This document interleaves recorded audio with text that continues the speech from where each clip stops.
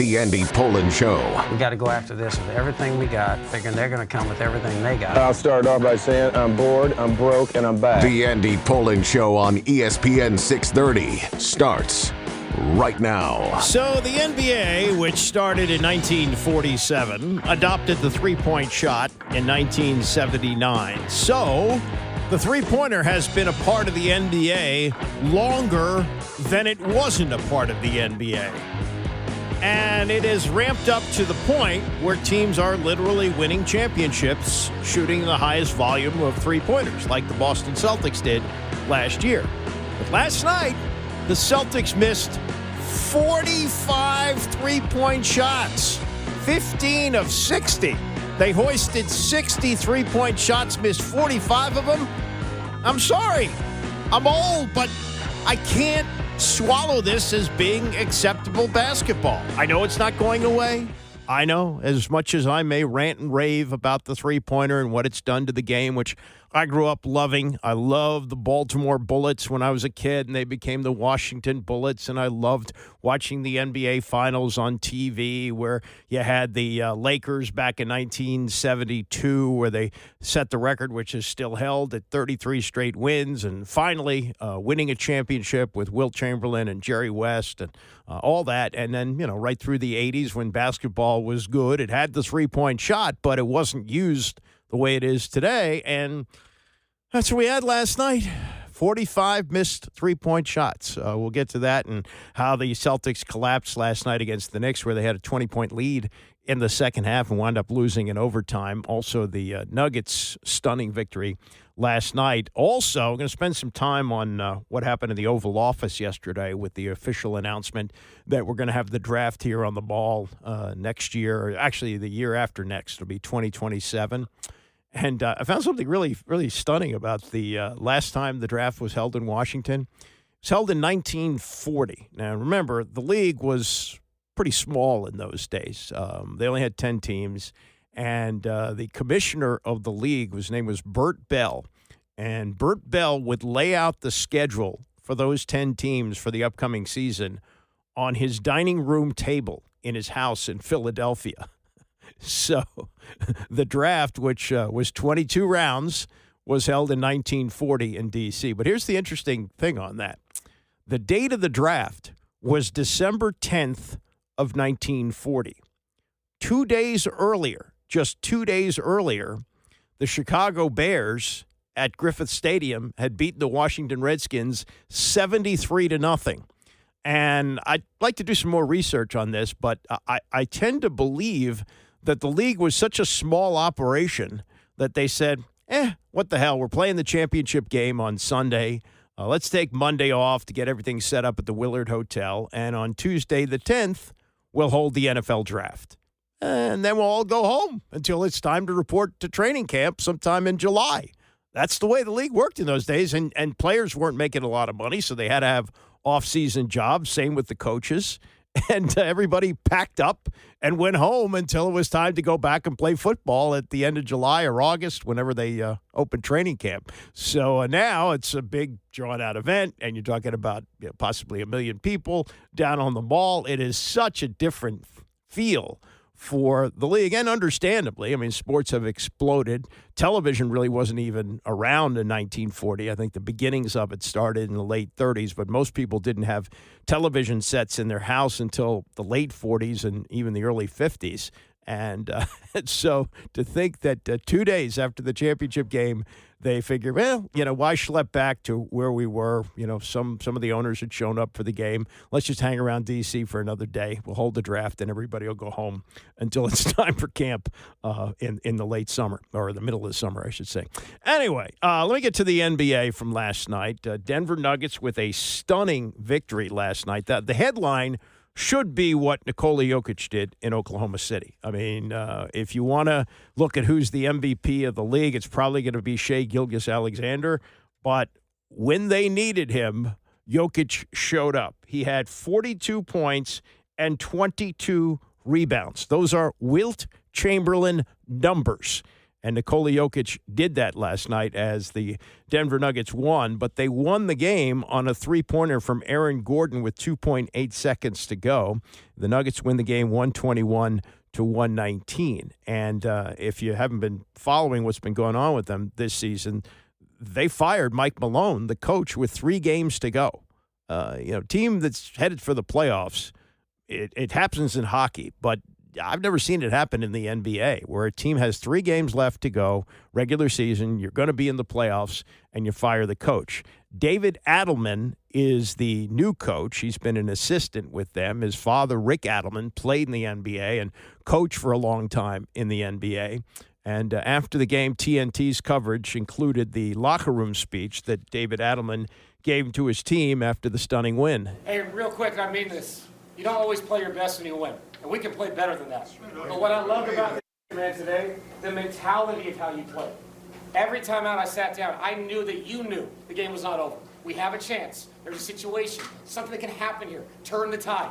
And a lot of guys stepped up, man. A lot of guys. And you played for each other. And when you do that, you give yourself a chance.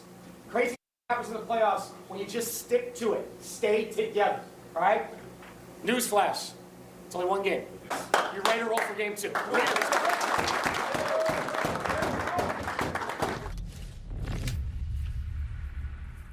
Game 2 is Wednesday night in OKC here on TNT. Yeah, yes. I just want to give a shout out to Coach Adelman, because that is a very difficult situation. Because regardless if there's guys who loved Coach Malone, guys who might not have liked it, but when you make a move that late in the season, human nature says, oh, we're giving up this season. We're not going to try to win it this year. And shout out to him to rallying those guys to let them believe that, no, we're still going to win an NBA championship, even though I've never coached a game in the playoffs in my life, and I've never coached a game before the last 6. Yeah, so to me, that is last 3. The last 3. So to me, that is just like a belief in that he has, but also the players. Shout out to them for not tanking the season and saying, okay, we'll get him next year. Yeah, but the advantage he has, he's been there 5-6 years. So we all know that usually the assistant coach is the one that's calming certain situations. Like, hey, I know he didn't play tonight, but don't worry about it. So they're already if Phil used to Jackson his left voice. or Pat Riley left your text team, winners. You're not thinking the same thing. Well, first of all, if Paul Westphal left, you would have believed y'all was going to win the championship? Yeah, because I was there. Okay. As long as they got the damn Joker, as long as they got that dude, they going to believe. And you said something interesting. He probably likes Coach Adelman. I don't know him at all. And Coach Malone was a hell of a coach. But you said something earlier. Joker is coaching right now. Helping. He is taking control of that team. You said you've seen him be more animated and emotional. It's all happened in the last month. We've been covering this team for years. And the Joker, he don't ever show emotion. Yeah, rarely see him taking control of a timeout huddle. But in the last month, he has been doing that. So it goes back. Obviously, coach is important, but give him that Joker's like, no. This is my team. We're going to keep winning, because he's the one constant. And it's great to watch, man. It was a great night of basketball. That's Charles Barkley, of course, with Kenny and Shaq and Ernie, and that is the recap of what was a stunning victory for the Nuggets. And what you heard about Oklahoma City going into the playoffs, they had the best record in the West, but they're not tested. And Denver won a championship 2 years ago, won it with a different coach, but they still have the stars. And as Barkley points out, as long as you got Jokic, you got not only a superstar, but somebody who can keep the team together. And certainly he did that last night. What it's going to mean for the rest of the series, we'll see. Oklahoma City is younger, but they've already lost home court advantage with that loss last night. As I mentioned, 45 missed threes by the Boston Celtics at home last night. At home. And they look like they were cruising. I have to be honest with you. I went to bed. They're up 20 points in the second half. I figured this thing is over. But Boston missed shot after shot after shot, 15 of 60 on three-pointers. That's the most three-pointers ever taken in a playoff game. And, of course, at 45, it's the most three-pointers missed. Jaylen Brown, 1 of 10 on threes. Jason Tatum, 4 of 15 on threes. And when they look at the analytics, the Celtics took 45 uncontested three-pointers and missed 32 of them. That's like an open shot in the gym. You're supposed to hit that. And good three-point shooters, when they're just, fooling around in the gym, are probably going to hit, 85%, something like that. And these guys didn't get it done at all. Brian Windhorst covering the game for ESPN on with Scott Van Pelt last night to talk about the overtime victory by the Knicks. Given that New York did not beat Boston in the regular season, given that, as we just established, they trailed by 20 points in the second half, I think you can make a case that even though the playoff ledger will only show 1-0, you could actually make a case it's worth more than that. How would you measure the significance of this New York win? They had to win this game because the circumstances that gave them this opportunity may not present themselves again. And, they were saying to each other on the court, like, we've been here before, we can do this. And that's a cool thing to say, and you buck up your teammate. But the truth is that they had not. They had not been here before, and they had not done this against the Celtics or any of the top teams in the league. And, they did have some confidence from what happened in that Detroit series. Scott, they are somehow, this team that didn't win any really big games for like 6 months, they're 4-0 on the road in the playoffs, which I can't explain that. But I will say this. When they traded for Mikal Bridges and OG Anunoby in those separate deals a year apart, and they paid very dearly for them, this is the kind of game that they traded them for. They needed them against Boston. They needed them to be able to defend these big, giant wings. And Anunoby and Bridges were awesome down the stretch. Obviously, Brunson made plays, but having those wings made a huge difference in getting this victory. You and I agree, and I'm curious if we agree for the same reason. You're saying they had to win this game. They had to win this game because Boston went 15 of 60. Like, that's what they went from 3 in this game. They're not going to do that again, but just looking at that number on the page, that is a plan that doesn't make a ton of sense if you're just going to keep chucking them and they don't go in. What do you make of that number on the page? Yes, so we know that the Celtics are a super high volume three-point shooting team. We know that they have games kind of like this occasionally. They've never been this bad before. And I've been at games, even in the playoffs, where they have bad three-point shooting games, and they'll come in after the game, and Joe Mazzulla and their players, Tatum and Brown, will kind of be a little bit defiant and say, well, this is our process. This is what got us to 61. This is what got us to the title. Not even they could do it tonight. They kind of went through the motions of saying, we got to look at the film, and maybe we're just a little bit too many threes. It was laughable, Scott. You at one have point, a plan they took B, man. 19 out of 20 shots were threes. Not only that, they would run actions that would get their players into matchups that they wanted. They would get Jason Tatum on Karl Towns. They would get Jalen Brunson defending Jaylen Brown. They, down the stretch, Tatum was on Mitchell Robinson. They did the hard work to create the matchup, and they would bail the Knicks out. And look, obviously that's the way they were built, but when you've missed 43s, continuing to take them, not the best plan. So this is a one-off situation, but it was a one-off situation the Knicks took advantage of, and that's the most important thing right now. Well, Indiana did the exact same thing on Sunday against Cleveland, and now Kenny Atkinson with Cleveland says there's real concern about the availability of Evan Mobley and DeAndre Hunter. We know that Darius Garland missed game 1 with a toe. That's real concerning if they don't have these guys after they just lost home court in game 1. How do you quantify it? Find me a team that can survive 3 of its top 3 or 3 of its top 5 or 6 players being out. That's a problem when you're down 0-1. I will say this.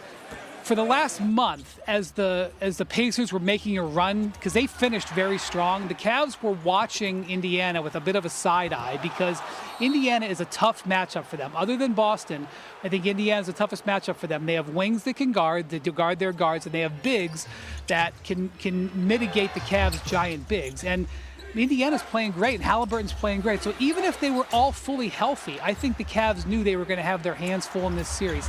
Now they got injuries. Their margin for error is very narrow.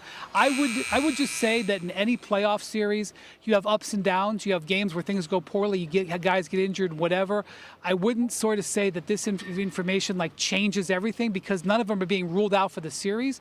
But if the Cavs go down 0-2, they're going to be in a situation that is completely not this team hasn't gone through before. So Indiana has a golden chance if these guys can't play tomorrow night. Yeah, and they went through it a year ago. That's the one thing, and I hold myself accountable for this because they started poorly this year, Brian. I think and because Cleveland and Boston sort of established themselves as the heavyweights in the East, I'm guilty of just not giving Indiana their due, and I feel like now the bill's about to come due. Well, Cleveland is very good. I know. So don't count anything out yet. But Indiana, when you look at the last 40 or 45 games, the difference between Cleveland, Indiana, and Boston was negligible. Indiana got off to a terrible start and had early injuries. For the last half of the season, they were pretty close. So this shouldn't surprise you if you were not necessarily you, but anybody if they were paying attention. No, but I'm owning it. I'm saying that I was guilty of not acknowledging that they were as big a threat as they are, and now that threat looks pretty pronounced. That would be pretty cool because my friend Mark Boyle is now in his 37th season of doing the Pacers on the radio. He's been to the NBA Finals at least once. I believe Isaiah Thomas was the coach. Maybe it was Larry Bird. But did not win the championship. And I don't know if they'll win the championship this year, but that would be a really cool story if Indiana were to make it to the finals because you got to get past the Cleveland team, which was the best team all year. And then you also look at, what happened with Denver last night, winning in Oklahoma City. I know it's only one game. There's 7-game series. But home court now is suddenly lost, and while home ice doesn't mean as much in hockey, home court does seem to mean something in the NBA. And we'll get to the hockey coming up as the Capitals, after nearly a week, realize this, they wrapped up their first-round series against Montreal. It was Wednesday of last week, so they're almost fully a week of rest into this, and we'll see if it's the old rest versus rust thing when the two teams take the ice finally tonight at Capital One Arena with Carolina coming in, a division opponent who they played 4 times this year, and split. We'll hear what Tom Wilson says about the matchup, John Carlson as well. Later on, Spencer Carbury. It's the Andy Pollin Show, ESPN 630. The Andy Pollin Show on ESPN 630, the sports capital. I'm not sure how closely you're following what Aaron Judge is doing this year for the Yankees. Maybe you haven't paid attention since opening day where I think he hit 3 home runs, and you figured he was still doing well. Do you know that we are in the first week of May and Aaron Judge is hitting .423? .423? He's not going to hit .400. He's a power hitter. He strikes out, though, half as much as he used to. He used to strike out 40% of the time. Now he strikes out 20% of the time. But he's not getting fooled. And he won the MVP 2 years ago and won it 2 years before that. So I guess maybe he's due every other year. And he is, if you had to pick the MVP today, you'd say it's Aaron Judge. I mean, a guy who hits home runs like that, hitting .423, absolutely remarkable. Maybe he was being held down by Juan Soto. Who knows? But David Cohn was on the other day on the Dan Patrick Show, and he'll give you an idea of how Judge is doing this and just how incredible it is. Capitals heading into the second round tonight as they take on the Carolina Panthers. Both teams have had pretty much the same rest. Capitals haven't played since last Wednesday. I think Carolina may have won the same night or the night before, but both teams have about a week of rest. And, sometimes it's the momentum that you have from the previous series that will carry you in. Sometimes teams will come off Game 7 where the team they're playing has been off for a number of days, either a sweep or a 5-game series win, something like that. So you don't really know, but it would seem with the Capitals, with their star Alex Ovechkin, 39, and Tom Wilson's been around for a while, Carlson, some of these guys are longtime veterans, that the rest might help them. Even Logan Thompson, who's a young goalie, but it was somewhat of a surprise that he was able to go in Game 4 after getting knocked out of Game 3 with what looked like a concussion. Fortunately, he passed concussion protocol and then playing in the last game of the series. But probably a week to get his bearings right and get fully recovered is probably a good thing. And they also believe that they can play better, as well as they played against Montreal in the first round. They can play better against Carolina. Here's Wilson. I think you always want to be better. You always want to push yourselves to find that next level, especially at this time of year. The teams that end up making it all the way and winning, they find themselves through ups and downs throughout the playoffs and just pushing themselves to be able to rise above and come together as a group and just be the best version of themselves. And it's not always a straight line. I said it in the Montreal series. There's no doubt going to be ups and downs. But we got a tight group, and we're able to look at each other in the eye and demand the best out of one another. So I think that's something that's great at this time of year. And the X's and O's and the execution from the coaching staff, we'll have to execute as best we can. Now, this was a chippy series that they just finished up against Montreal. These are two teams now that have played each other 4 times during the regular season. They know each other. Could be also a very physical series. Carlson, a defenseman. Here's this. Every series is more old school than the regular season, obviously, I would say. But, we're all trying to win. I think, physicality is part of it. Hitting, all that stuff is definitely part of it. But at the end of the day, the puck needs to go in the net or you go home. So, who's going to have that fine line of being aggressive and being physical, but not, leaving yourself vulnerable. In the end, you got to put the puck in the net. You got like that. There was an old school sports talk guy in New York years ago. His name was Art Rush Jr., and he did a show on WABC. And Art Rush Jr. specialized in 2 things, old school baseball and boxing. And if you're a baseball guy in New York, you can get through with that because that has always been a baseball town. He knew about the NBA, of course, and the NFL. But when it came to hockey, Art Russ couldn't give you much. So the way they did sports talk in those days, this was the days before all sports radio. So he would open up his show and give us a little spiel about whatever he wanted to talk about. And then it was open phone lines. And you could ask about anything. So whenever he'd get a hockey call, he'd say, well, you got to put the puck in the net. And he would move on to the next guy. So I just laugh when I hear John Carlson say, in the end, you got to put the puck in the net. And what little I know about hockey, I do know that. And I do know that you got to put the puck in the net, and the team that gets more pucks in the net wins the games. That's generally the way it works. All right, to what happened yesterday in the Oval Office. And there's a very good column today by Candace Buckner in the Washington Post. I'm going to read a little bit of it to you. This was certainly something political. There's absolutely no reason that an announcement like this needed to be in the Oval Office of the President of the United States of America. This is a deal that is going to bring the NFL draft to the grounds of the mall. And it will, they're hoping, draw 1 million people. I think it probably will, given the easy transportation and the access that people have through the metro and all that we will have that kind of turnout. Also, you're looking at fan bases that are really close between Carolina, the New York teams, Philadelphia, Washington. That's a lot of fan bases who can drive here in just a few hours. And I'm sure that there will be a big turnout for that. Now, if you're wondering where this is going to be, this is where the Post says the layout will be, at least for now. The main stage will sit on the National Mall in front of the Capitol on 4th Street between Jefferson and Madison Drives near the National Gallery of Art and the National Air and Space Museum. The view from the stage, where the names of more than 200 prospects will be announced, will be the Washington Monument. That's a hell of a backdrop for television, I got to say. The Washington Monument behind there, and that's a very big area. I've been down there for the last few years to the ALS walk, and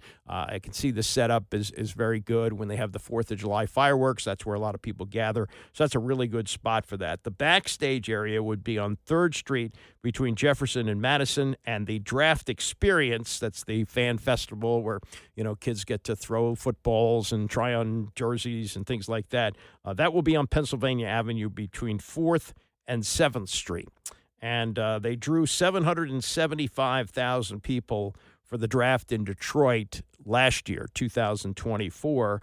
And they say it generated $213 million in an economic impact for the city of Detroit. So if you're pulling in $250 million for something, used to be a yawn. Used to be that Pete Rozelle would write names on a chalkboard in the lobby or the ballroom of a hotel. And that's what happened here in 1940 when they had it at the Willard Hotel, December 10th, 1940. The draft was 22 rounds for 10 teams, or just 10 teams. I guess they got it in a day, maybe a day and a half. But it happened 2 days after the Chicago Bears had beaten the Redskins 73-0 at Griffith Stadium. Made it very easy. Bears probably didn't leave town, or at least their executives didn't. And or executive, which would have been, I guess, George Halas. George Halas did everything for the Bears, so he probably hung around for a couple of days and participated in the draft. And the Redskins were already here, and I guess officials from other teams who had gone to the championship game, such as it was, just stayed here for another couple of days. But the announcement yesterday from first Donald Trump.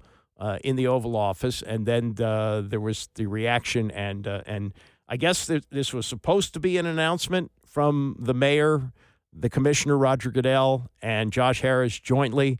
This is how that kind of all flowed after Trump turned things over to Bowser. Well, greetings. I'm Muriel Bowser. I'm the mayor of the best city in the world and also the sports capital. And we are delighted to be here with the Washington Commanders, the NFL, and the president to talk about this very exciting announcement for Washington, D.C. We believe in investing in sports because they have helped us transform neighborhoods, and the NFL bringing this event to the nation's capital will help us fill hotel rooms, our restaurants, and Americans from all 50 states will come to their nation's capital and enjoy our beautiful city and museum. So we're just delighted to be here, and we want to thank everybody for all the hard work to get here. Thanks, Mary. Thank you.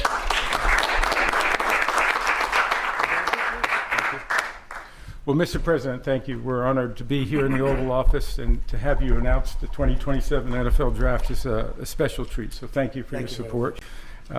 Also, thank you for your support in the Commanders' new stadium.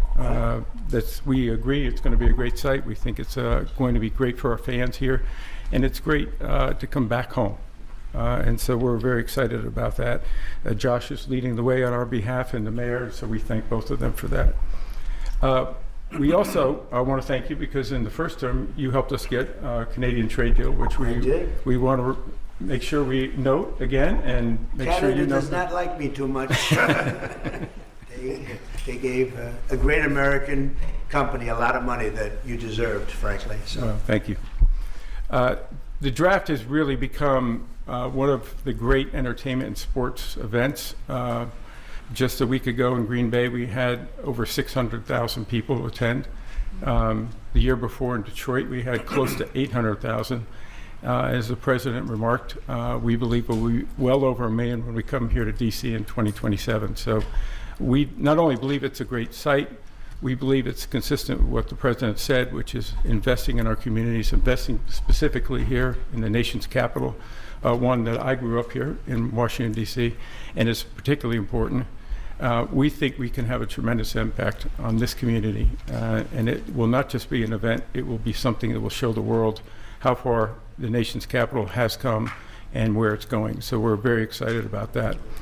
And we thank everybody here. We thank you for your support. We know it's going to be a great event. Mr. President, we thank you again. Thank you very much. You're welcome. Good luck with it. Mr. President, thank you very much. We wouldn't be here without you. Thank you for your leadership in terms of the stadium, and now, what a great day for Washington. I mean, to host the NFL Draft in 2027 on the Mall. I believe we'll get over 1 million people, and it's going to be an amazing day, and it'll showcase what Washington's all about, but it'll also showcase what our country's all about. Washington is the gateway city to our country, and it'll be an amazing day, and we can't wait to get started. And I couldn't have done it without my partners, Roger Goodell, thank you, and Mayor Muriel Bowser. And we're ready to get to work, and I can't imagine RFK coming back. I grew up here. DC used to stop and on Sundays, and everyone would be inside watching football, or everyone would be glued at the stadium. And so we want to bring that back. And football really is as existential to the culture of America. We all love it. We all watch it, and it brings people together. And so what a great way to celebrate the United States of America, the NFL, and the Washington Commanders. And President Trump, we leave on your desk a Trump jersey. You are the ultimate commander, so it is a Commander's jersey. There's no bird on it, but we appreciate you and thank you for everything you've done, and look forward to the future. Thank you very much. Thank you. And I have to say that Josh had a very good draft a short while ago. You have a very good quarterback. We do. A great quarterback, I think. Nothing gets by that guy. If you're wondering why there was so much slurping of Trump by the commissioner, Roger Goodell, who has at times butted heads with Trump and has in many ways defied him by saying they're not going to change the hiring process for coaches with the Rooney Rule, where the president wants to get away with get rid of all the DEI initiatives in this country and would like them to drop that. So there's that, and I'll get to the history of Trump and the NFL in just a moment. But this was from Candace Buckner's column in the Post, and after the microphone was turned back over to Trump, he answered questions about, the Alcatraz thing that he's come up with, the dressing as the Pope, a lot of other things, ripping Biden, just this usual stuff that he does at news conferences. And you saw Muriel Bowser and Roger Goodell standing behind him and, Bowser didn't do this, but Goodell, laughing, ha, ha, ha, at his jokes, oh, my wife liked the picture of me as the Pope. And, I guess if I was the Pope, I couldn't have a wife. And Goodell, ha, ha, ha, ha, all that. So let me read you a couple paragraphs from what Candace Buckner wrote in the Post today. She says, after Trump announced the NFL is coming to Washington for the 2027 draft, he answered questions about pretty much everything except sports. His human wallpaper, who looked a lot like Washington Commanders owner Josh Harris, NFL Commissioner Roger Goodell, and Mayor Muriel Bowser, stood there staring soullessly ahead. By virtue of their placement behind him, whenever Trump went off script, their presence implicitly signaled their support for everything that came out of his mouth. Even some of it was misinformation. They thought that there was a day intended to celebrate the nation's capital and America's biggest sports league, and it would stay that way. Instead, the president, who never simply sticks to sports, made them his personal cheerleading squad. That's what I felt watching this as well. And then, when he talks about Josh Harris being a friend of mine, and Harris calls him the ultimate commander-in-chief, all that, smoochy stuff. And then she writes, this is more from Candace Buckner. A week ago, it was Bowser receiving kudos from Harris and Goodell when the trio appeared together at a news conference announcing the new stadium. There she smiled and soaked up the love as the leader of the city's victory party. Inside the Oval Office, however, Bowser stood behind Trump, shifting in her stance, glancing at the floor, then wiping her face as he joked about a posted image of himself as the Pope. And, and then the laughter, the obligatory laughter from Roger Goodell on that. Here's the history with Trump and the league. And Trump's got a vendetta against the NFL. There's no question about that. Some reporting in the Washington Times today, which they got wrong. They write, Mr. Trump led other USFL owners in a 1986 lawsuit against the NFL alleging antitrust violations. He predicted that the lawsuit would force the NFL to offer a merger and billions of dollars in damages. As we found out, he was found to be correct, but the damages were $1 trebled to $3, and that wasn't enough to keep the USFL in business. They write here as well, in the mid-'80s, Trump owned the New Jersey Generals in the USFL, which had formed as a rival league to the NFL. Trump acted lavishly to lure top talent to the new league, which drew the ire of NFL owners. He landed Herschel Walker, a Heisman Trophy-winning running back, by offering $5 million over 3 years in what was the richest contract in the history of professional football. That is 100% wrong. That is incorrect. And that really doesn't paint an accurate picture of what happened here, because as much as Trump likes to show everybody how rich he is, he's not known for paying people. He is known for stiffing his lawyers, and now all the lawsuits that are being filed are being paid by us, all the legal work that his lawyers or the lawyers in the administration are doing are paid for by taxpayer dollars. Trump has never been one to offer people a lot of money. It was J. Walter Duncan who owned the Generals in 1983 when he gave Herschel Walker not $5 million, but $8 million. So that's 100% wrong, Washington Times, just for the sake of that. But yes, Trump was the one who tried to force the merger. There's been a 30 for 30 that you may have seen about that. Then it's pointed out here in the Times, and this is accurate, in 2014, Trump tried to buy the Buffalo Bills for $1 billion. He was outbid by Terry Pegula, who paid $1.4 billion. Perhaps the biggest spat was during Trump's first term when he criticized players led by Colin Kaepernick for kneeling during the national anthem to protest racial inequality and police brutality. Mr. Trump and the protests disrespect our flags. He said the protests disrespect our flag and called on the NFL owners to punish players who took a knee on the field during games. He linked the NFL's rating dips at the time to the protests and the new rules aimed at making a game less violent to limit concussions and other head injuries, which is laughable now because the ratings are through the roofs. In response to his criticism of Kaepernick, some NFL players decided to boycott traditional White House visits. In 2018, only 3 members of the Eagles accepted, and Trump rescinded the invitation.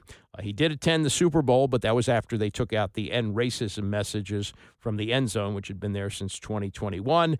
He signed the executive order terminating diversity, equity, and inclusion efforts. The NFL says they're going to stick with what they do. We had players this year who mimicked Trump's YMCA dance that he does when they play the Village People at the end of his rallies. Brock Bowers, Nick Bosa, Zarius Smith, Malcolm Rodriguez, Calvin Ridley, and Nick Westbrook all did Trump dances during the season. During a post-game interview with NBC last year, Bosa wore a Make America Great Again hat. The NFL fined him $11,000 for violating league rules banning clothing that contains a personal message. So there is all that, and it looked to me like both Goodell and Josh Harris were walking on eggshells in the office, and Muriel Bowser, who butted heads with Trump during his first administration, just bit her tongue and stood there and shifted nervously on her feet. But here we are. We've got it coming here in 2027, and I would think that we'll have a deal by then. We should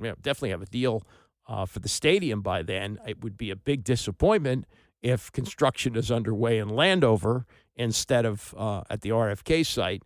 But this is another thing that I believe they hope will grease the skids to get the deal approved by the city council. All right, so yesterday the Baltimore Ravens released Justin Tucker. Not totally unexpected because they had taken a kicker in the draft, Tyler Loop. They took him in the 6th round, not even the 7th round. It's kind of unusual for a kicker to get drafted. Justin Tucker had a great career at Texas, not drafted. But they drafted a kicker, and that seemed to be an indication that they were getting ready to part ways with him. But I would say this, that in 1982, after what they thought was kind of a so-so year for Mark Mosley, they drafted a kicker by the name of Danny Miller out of the University of Miami in 1982. And he was expected to compete for the job with Mosley. And in fact, both of them were still on the 53-man roster when the season started in Philadelphia, and they made a last-minute decision because Miller had missed a kick in the last exhibition game. They made a last-minute decision to make Mosley the kicker, and he kicked a 48-yard field goal to send it into overtime and then won the game with a field goal, and that's when they decided to release Danny Miller. And as things turned out, Mark Mosley went on to become the only kicker to win the most valuable player in that strike-shortened season of 1982. That's not to say that Justin Tucker is going to go on to have a great season this year, or was going to until he was released yesterday by the Baltimore Ravens. But you wonder about the timing of this. Why didn't they just bring him to training camp just to see? If you're going to have a rookie kicker, don't you want him to face the pressure of competing for his job? Because the pressure in the games is going to be much bigger. But they cut him loose, and it would lead to speculation, at least on my part, that the NFL is close to completing the investigation. There are 16 women who have told the Baltimore Banner about inappropriate conduct during massage therapy sessions. And these events allegedly took place between 2012 and 2016. Tucker has denied these allegations, which were reported in the Baltimore Banner. Julie Sharper headed up this coverage for the Banner. She was on Channel 13 yesterday in Baltimore explaining where they are in this investigation. So it goes back to January 9th. My colleague Justin Fenton heard from a friend who had heard people talking socially about some allegations against Justin Tucker. He shared that information with our sports team. Our Ravens reporters started looking into it, and lo and behold, we were surprised to see that there were numerous allegations floating around social media. Justin and I started reporting. I messaged some of the folks who had actually tweeted about this. One person responded to me right away and said, yes, I've heard this from a high school classmate who had a firsthand experience. I reached out to that person. She told me about her experience, and she put me in touch with another colleague who'd had a similar experience. And I think there's a misconception sometimes. People say that, why are these women coming forward now? But especially the first 6 reporters that the Banner talked to, we found them. We found people who had heard second or third hand comments from them, and we traced them all the way back to the massage therapists who were making these allegations and asked them to tell us their stories. Julie, many are questioning the timing of this move. Look, we know the NFL is conducting its own investigation into this. What do you think about the timing? Where do you think the NFL is with that investigation? Could this indicate that something substantial is set to come down soon?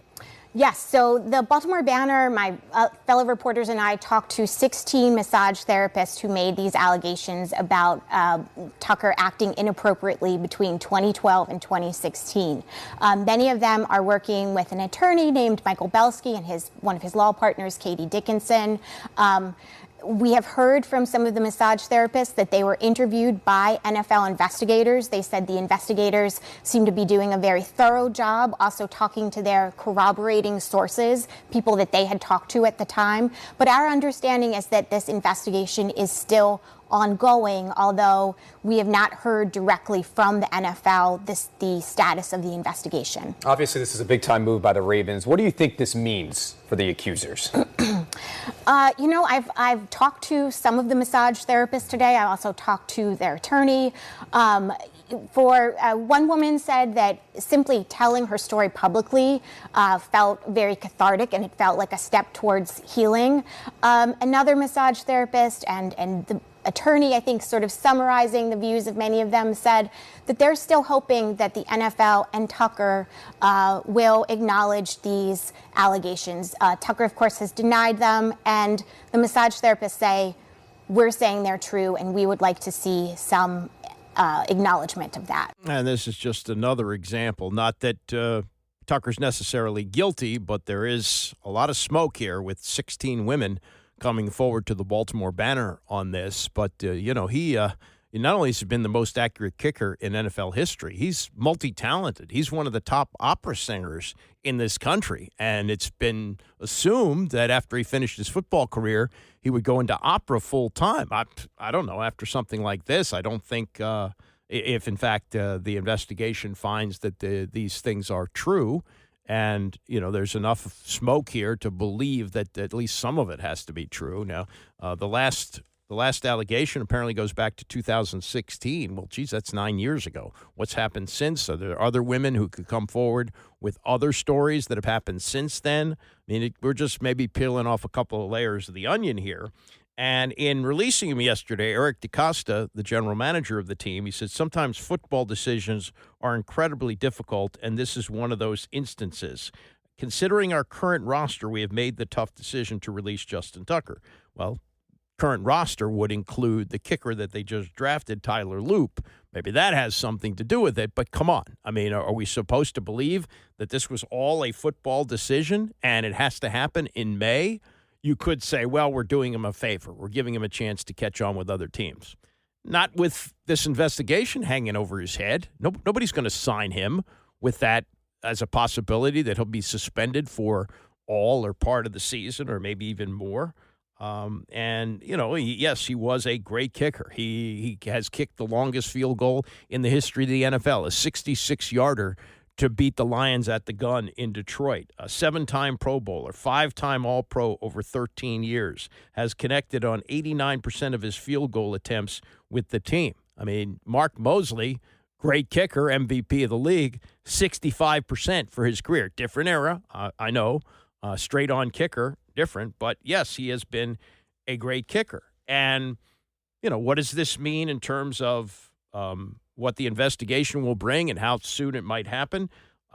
This is what John Harbaugh said over the weekend before they released Justin Tucker in talking about the draft. He said, from the standpoint of the investigation and all that, we don't know anything. We haven't been given any information as it should be. It's all done the way it's done. So we don't know anything along those lines. So you can't make decisions based on that. Every decision we make has to be based on football. There are a lot of layers to that. You got a rookie kicker in here. You took him in the 6th round, early in the 6th round. He's a talented guy just from a football standpoint. Salary cap, all the different things that you take into consideration whenever we decide to do over the next few weeks will be based on football. Okay, you could throw in salary cap. Tucker's probably the highest paid kicker in the league, but relative to other positions, it's a pittance. He's probably making $2.5, maybe $3 million.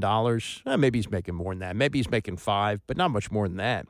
And here's a story. Here's a column from Connor Orr, SI.com, just a couple of paragraphs here. He says, let's remember Justin Tucker's Monday afternoon release from the Ravens when another NFL team after the Cleveland Browns gives Deshaun Watson an opportunity because they believe in redemption or healing or maturation when we've been searching for the word cheap potential. And that's what this really was all about. He has been, as he points out, the Steph Curry of kickers. And, yes, he had a bad year last year for him, 22 of 30. Didn't cost the team a chance to go to the Super Bowl or anything like that. And he has to point out here, too, that Deshaun Watson denied the accusation of more than 24 women at his Browns press conference, but made the heroic and totally unchallenged declaration that he's never been disrespected, has never disrespected a woman in his life. And what we are searching for, is the very least, is some kind of real contrition, which we haven't had from him and we haven't had for Justin Tucker. Now, Orr is suggesting that they might just release this investigation like Friday of July 4th weekend, which would make a lot of sense because the way the NFL calendar works, we've got off-season workouts underway, and then I guess in early June they will have the mini camp, the mandatory mini camp, and then everybody goes home until we start training camp. So in that period, that 6-week period, right smack in the middle of it, they can just release this report.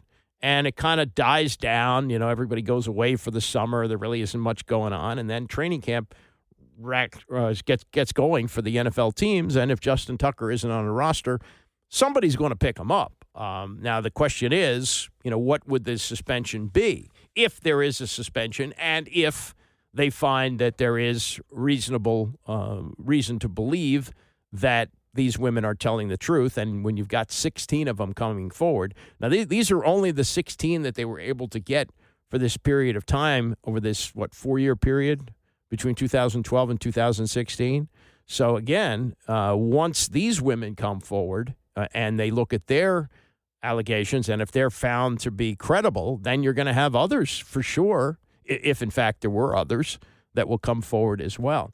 And, you just look at people and how we view them. And I think at one point, Justin Tucker was someone who was revered in Baltimore, revered around the league as someone, boy, wouldn't it be great to have that guy that almost every drive, is going to be a scoring drive with him. And then you throw in the piece. I remember seeing the piece on 60 Minutes about his skills as an opera singer. And I just think about some of the people that we've looked at over the years who have had these falls, and we find out they're not who we thought they were.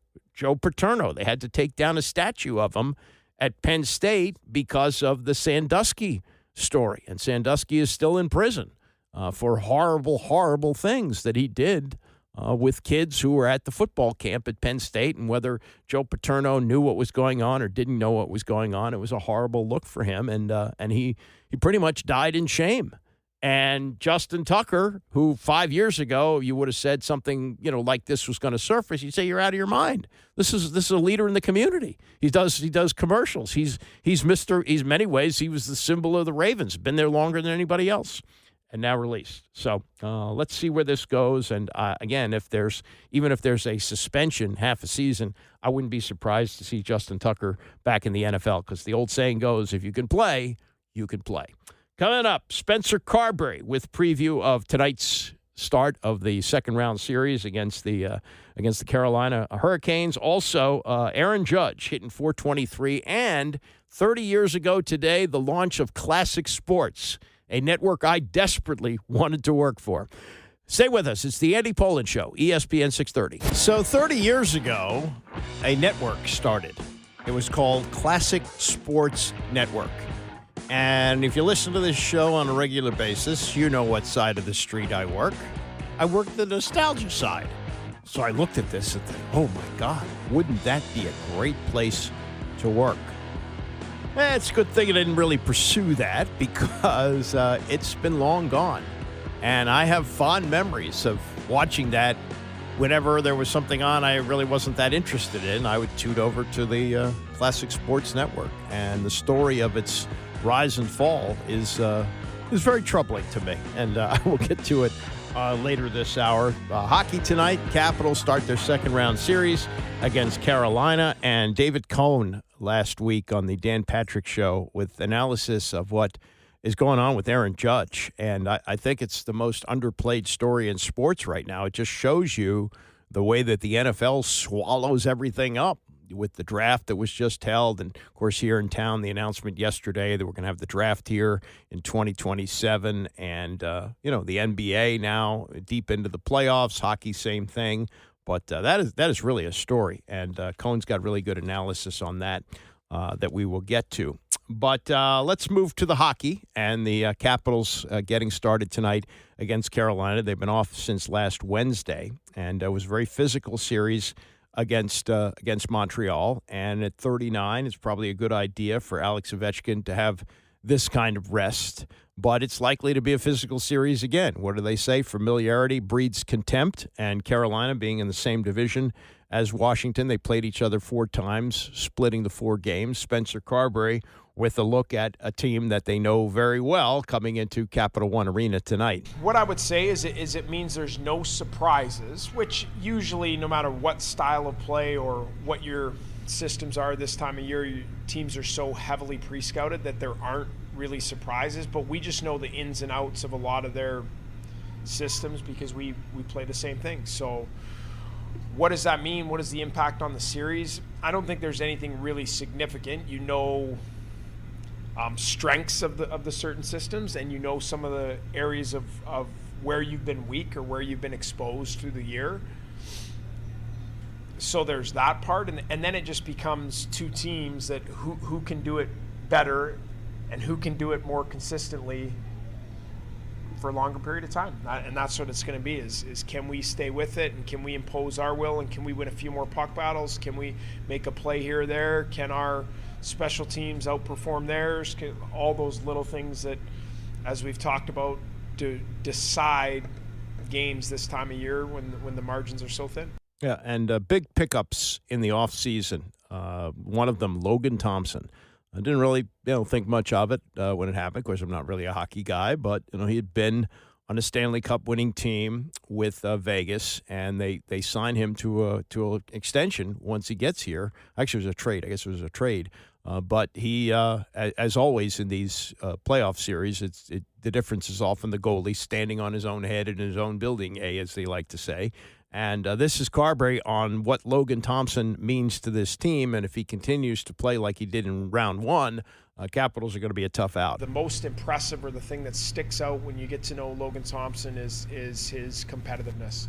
He's just an ultra competitive guy that when the puck drops and the game starts, he wants to win so desperately and will do anything to keep that black rubber thing out of our net.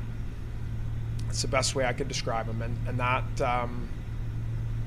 not that other guys don't have that, he just has it to the 10th degree that And it's why, in my opinion, or one of the main reasons why he's been able to be so successful in his career and why he's been able to achieve things that a lot of people didn't think that he was going to be able to achieve. And he's overcome obstacles and adversity and proven a lot of people wrong because of that competitive fire in his belly. So the skills, the tools, everything that goes along with it, great personality. He's brought a great, who he is as a person to our group and our team. He's, and that competitiveness just adds. It just adds to our group, and I think that's why he's been so successful. The last thing from Carbury, coming off a physical series against Montreal, expecting pretty much the same thing against Carolina. Our guys know playoff hockey and the competitiveness required and the physicality required, and so we'll get to our level, and whatever happens within that, I think is just a product of the series and sort of how the two teams meet and what boils over and what doesn't. The Montreal series, I thought there were some moments in there where things did boil over, as you saw, and it was early in the playoffs. Usually you get a lot of unique situations because teams are so amped up and ready to play in the playoffs. And like I said a few days ago, I think that's sort of the intensity doesn't go down. It just sort of evens out to now the focus becomes on what do I need to do inside of this game. It's not about showing or all ramped up to, okay, it's playoffs now I've got to show that I'm the most competitive physical guy. Now it's just, okay, now I got to show and have productive shifts inside of being extremely intense this time of year. So that's Caps coach Spencer Carbury. Got the team to the playoffs last year. They were wiped out in 4 games. Now they move on to round 2 after taking care of Montreal in 5. We'll see what happens with Carolina, which begins tonight. By the way, the schedule, which was so long in coming out, we didn't even know until, early Monday morning, that this game was going to start. This series, was going to start tonight. So now they're playing like every other day. So game 2 will be on Thursday night. Then they go to Montreal Saturday and Monday, and it, kind of goes from there. So that's something you can count on. By the way, the Saturday game is at 6:00, which is good. Early game. If you're going to the games, I should say, for the Nationals and are a little confused on how the ticketing works, this is an actual doubleheader. And when I was a kid, they always played doubleheaders on Sunday. Monday was usually a day off. But they would also have twilight doubleheaders, and they would be scheduled at the start of the season. Not makeup games, but scheduled twilight doubleheaders. The first game would start at 5:30. When that was over, you wait a half hour, you start the second game, and games usually went, 2 to 2.5 hours. So most cases, you're starting the second game at like 8:00, which was like only about a half hour later than games normally start. I believe 7:30 was usually the start time for night games. Well, just in case you're a little confused about what's going on today, there's an actual doubleheader that is going on at Nats Park. The first game will start at 3:35, and then the second game will start a half hour later.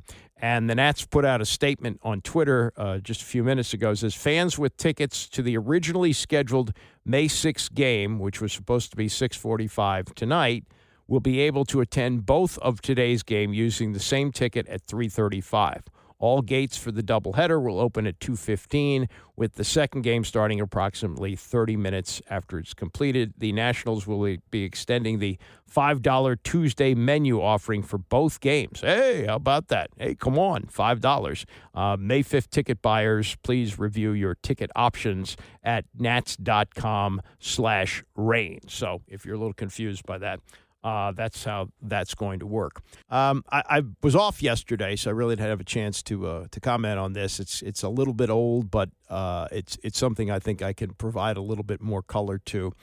You've heard that Abdul Carter was drafted by the Giants, great Penn State pass rusher, and they've had this tradition there that the great pass rushers at Penn State wear number 11. It may even go before LeVar Arrington, but certainly back to LeVar Arrington, who was drafted by the Redskins in, 2000? Yeah, 2000. He was the second pick of the draft.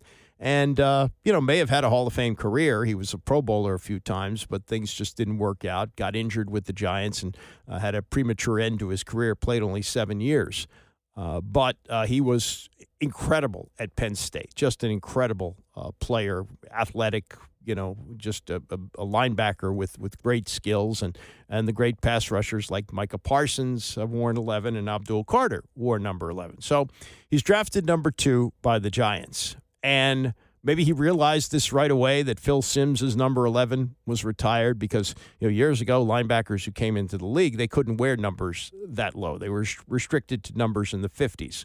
So Abdul Carter, who has yet to play a snap in the NFL, wants to take the number of the greatest defensive player, arguably, greatest defensive player I ever saw, Lawrence Taylor. And Taylor hears about it, and he says, no, get your own number, get your own legacy. Somewhat flattered by it, but no, get your own. Okay, so then Carter says, I'd like to wear number 11. Now, Phil Simms handles this in a way that I think was the smart way to do it. He said, I'd be open to this, but you might want to talk to some people about the pressure of having that. And the Giants organization says, no, we're not going to unretire Phil Simms, number 11. And as great as Abdul Carter may be in the NFL, he may be as great as Micah Parsons, he may be even better. But he hasn't done bupkis. He hasn't done anything. And now he's asking for arguably the greatest player on defense ever, who's in the Hall of Fame, and Phil Simms, who won a Super Bowl and was on a team that won another one, was hurt, couldn't play in that second Super Bowl, and is, I would think, borderline Hall of Fame. I think at some point he may get some more consideration for it, though I don't think he's ever going to make it. But he is one of the greatest quarterbacks the Giants have ever had, along with Y.A. Tittle and Charlie Connerly and just a few other guys. He may be that good. And this guy wants to take his number. And it reminds me of this. I've told this story a number of times. But Steve Spurrier comes in as coach of the Redskins in 2002. And Spurrier is kind of oblivious to a lot of different things. And he wasn't really concerned about numbers that had been taken out of circulation.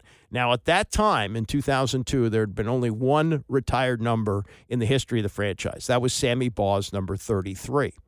But other numbers had been taken out of circulation, such as Sonny Jurgensen's number 9 and such as Joe Theismann's number 7. Well, the first day of minicamp, out trots his 2 quarterbacks, ex-Gators, Shane Matthews, who had worn number 9 throughout his career, including at Florida, and Danny Werfel, who had worn number 7, including when he won the Heisman Trophy at Florida with Spurrier. And people who have been observing the team for a long time go, whoa, wait a minute. That's Sonny Jurgensen, Hall of Famer. Nobody's worn number 9 since he retired in 74. And Joe Theismann, since he broke his leg in 85, nobody's worn number 7. And Spurrier, kind of poo-poos, just a number. And then Werfel calls Sonny to see if it's okay to wear number 9. And Sonny goes, yeah, it's okay with me, but the fan base isn't going to like it. You're not going to like the backlash on that. So they make a decision. Spurrier goes, okay. And Danny Werfel goes to 17, and they flip Shane Matthews' 9 to a 6, and they move on. But, and this still bothers me to this day, he's gone. He was a great man and a great player. Bobby Mitchell, the first African-American player to play for that team, broke the color line in 1962 when it had been broken in baseball 15 years earlier by Jackie Robinson. He wore number 49. Bobby Mitchell last played for the Redskins in 1968. No one had worn 49. Well, there was a backup tight end on the team from Howard named Leonard Stevens, and Leonard Stevens had 49, and nobody said a word. I sent emails to Carl Swanson and others in the organization that season. I said, this is wrong. You should not have given out 49. And they did it anyway. And when Bobby Mitchell retired at the end of that season, bitter that he'd never been given the chance to be a general manager, said the final insult from this organization was they gave out my number to a rookie. And he said he didn't want to say anything. This is the classy kind of person that he was, because he didn't want to interfere with Leonard Stevens' career. He didn't want the kid to have to bear that burden. Good for him for doing that. Bad for the organization for giving out his number. And I thought that was a disgrace They have since retired it. They retired it at a time when they were under fire. The Post was reporting all the allegations about sexual harassment in the organization and so forth. So as a distraction, they retired Bobby Mitchell's number because of all that was going on in the country after the George Floyd tragedy. And they made that the second officially retired number by the team. They did that, I think, as a distraction before the 2020 season. You may see pictures of players with a black patch and a 49 on it that they wore that season. Subsequently, they retired Sonny Jurgensen's number 9. They have since retired Darryl Green's number 28. I imagine John Riggins is going to be retired. I think the next one that should go is Charlie Taylor's number 42. He retired as the all-time leading receiver, was a great player for them. There may be a handful of others. 43 has been taken out of circulation for Larry Brown. I don't know whether that will be retired, but I think that should also go. There are certain numbers like that.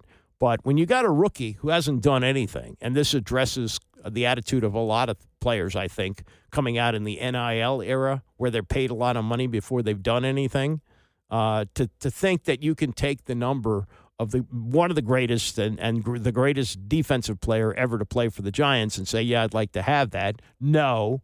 And then take number 11, which has been officially retired by the team, and say, I'd like to have that. No. And Joe Theismann's number 7 has not been officially retired, but I think among the mistakes that the late Dwayne Haskins made was asking to wear that number. That that didn't contribute to him not performing well here and ultimately being released. And tragically, he died in an accident when he was with the Pittsburgh Steelers. But that didn't help him either, wearing number 7. It's been taken out of circulation since, and I think at some point it will be retired. All right, Bram is coming up next, and I will see you back here tomorrow morning at 9 a.m.